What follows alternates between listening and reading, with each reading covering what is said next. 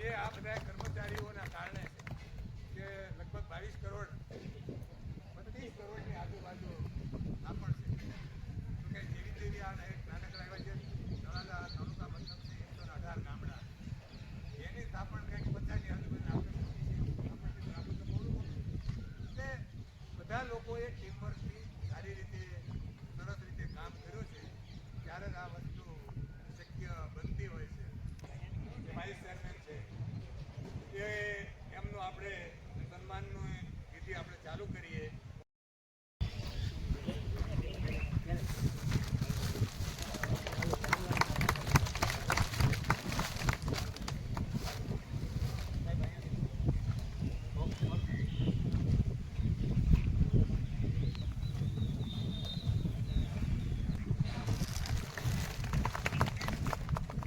કોણ આવે?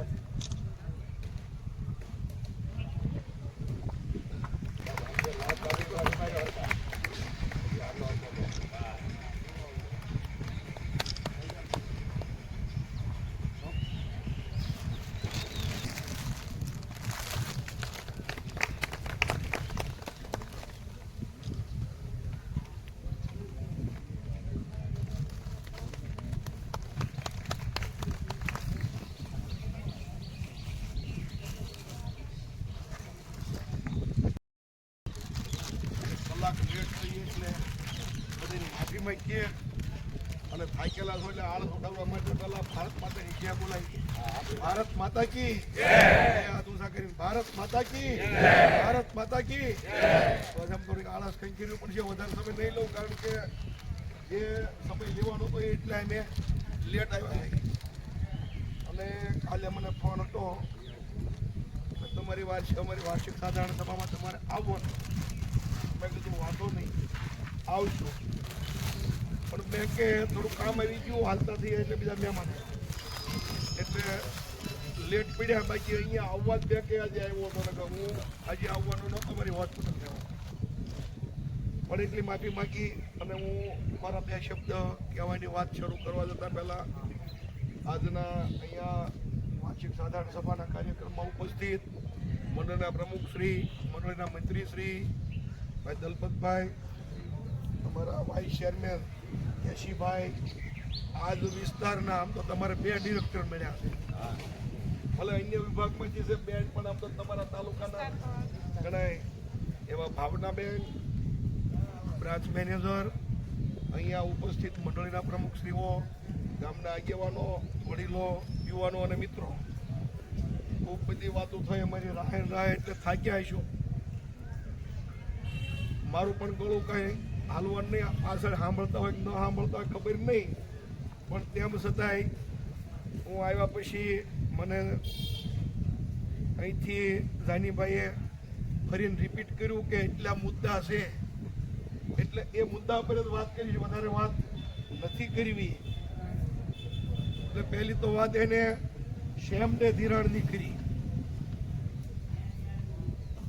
આ શેમડે ધિરાણ માટે વાત કરીએ તો બધાએ ના પાડી હતી કે શેમડે ધિરાણ ન થઈ શકે પણ અમે નક્કી કર્યું હતું કે શેમડે ધિરાણ કરવું જ છે.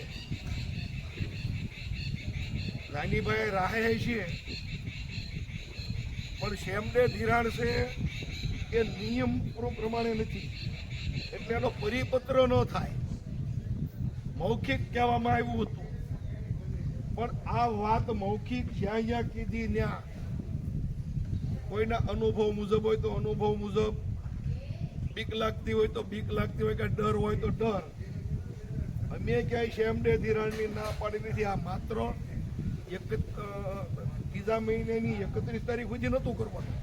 એની પહેલા જેની મુદત પાકતી હોય એને ભરવા ફરજિયાત હતા પણ નિયમ મુજબ 4થા મહિનાથી એની ડ્યુ પાકતી હતી અને એમને કોઈ ના જ નથી પાડી. અને એમાં વિશેષ આપણે જાહેરાત ન કરી શકીએ એટલા માટે કે નિયમ બાય, નહીં તો આપણે ઠરાવ કરીને એનો પરિપત્ર આપી દઈએ કે ભાઈ શેમડે ધિરાણ કરવાનું. શેમડે ધિરાણ કરવા માટે બેંકે જે રૂપિયાની જરૂર પડે એટલા રૂપિયાની વ્યવસ્થા રાખી. રૂપિયાની કમી નહોતી પણ ખેમદે કરવામાં જોકે તમારે જાનીભાઈ તો છે એ કામની આળસમાં તો કાંઈ મગર એવું છે નહીં, પણ આખા જિલ્લાના અનુભવ મુજબ જે મંત્રીઓએ કામ નહોતું કરવું ડબલ હવાલા નહોતા નાખવા. હવાલો નાખવો એટલે પહેલા તમારી પાસે જમા લીધા એ બતાવવું પડે, ભલે લીધા નથી, અને પછી તરત તમને ઉધાર આપવા પડે. આ કરવું પડે ને તે દિવસે કરવું પડે. ક્યાંક એને બહાર જવું ન થઈ શકે, આજે ક્લોઝ કરતા પહેલા બધું કરી વાળવું પડે. અને આ બધું એટલા માટે કે ભલે હું બેંકમાં નવો છું પણ ખેડૂત તો જૂનો છું. મારી પાસે પણ 200 વીઘા જમીન છે. હું ખેડૂત છું અને કદાચ ચેરમેન તરીકે છું એટલે એવું નથી કે મેં જેટલી જાતે ખેડ કરી છે એમાં બેઠેલા ઘણા નહીં કરી હોય.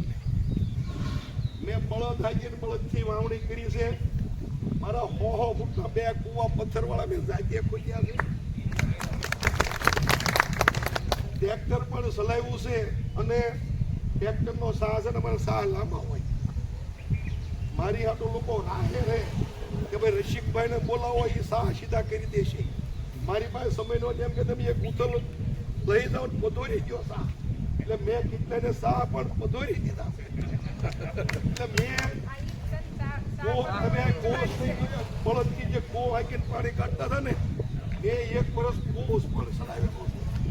કદાચ એને ગણતા હોય બહુ નાનો છે મારા મોડો હોય 160 હાલે એટલે મેં કુવો પણ ચલાવ્યો છે. એટલે કોઈ અનુભવ બાકી નથી. મારી જેટલી ખેતી મારા ઉમરાળ તાલુકામાં કોઈએ નથી કરી. એટલે ખેડૂતનો દીકરો છું એટલે ખેડૂત પોતે છું. એટલે બધા જ અનુભવ છે ખેડૂતોની શું મુશ્કેલી છે. અને ત્રીજી વાત કરું તો હું રાજકારણમાં આવ્યો છું ને ખેડૂતના આંદોલનથી.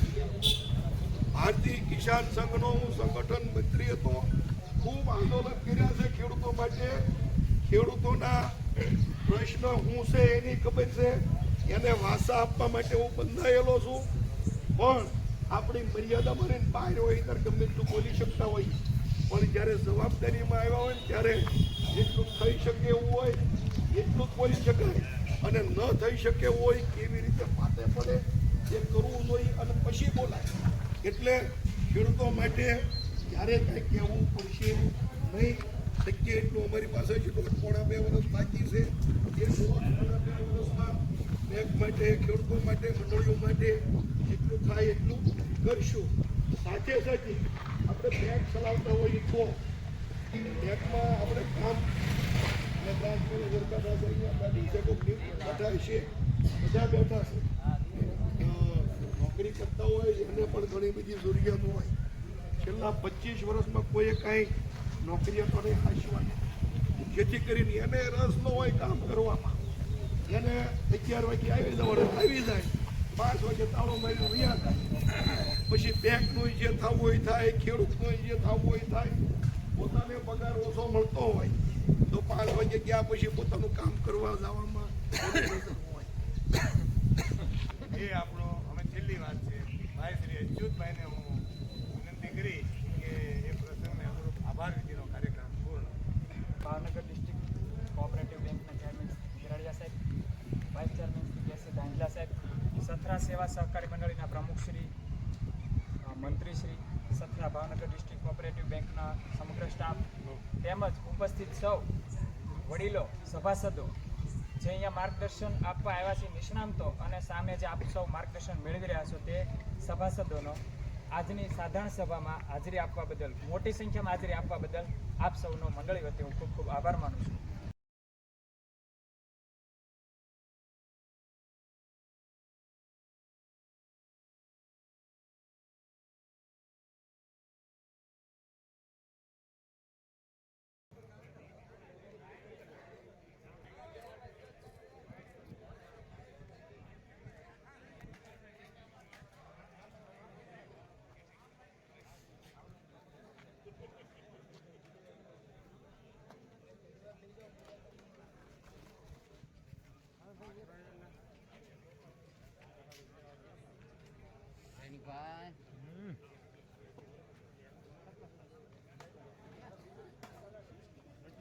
આપણે અહીંયા બેન હેઠું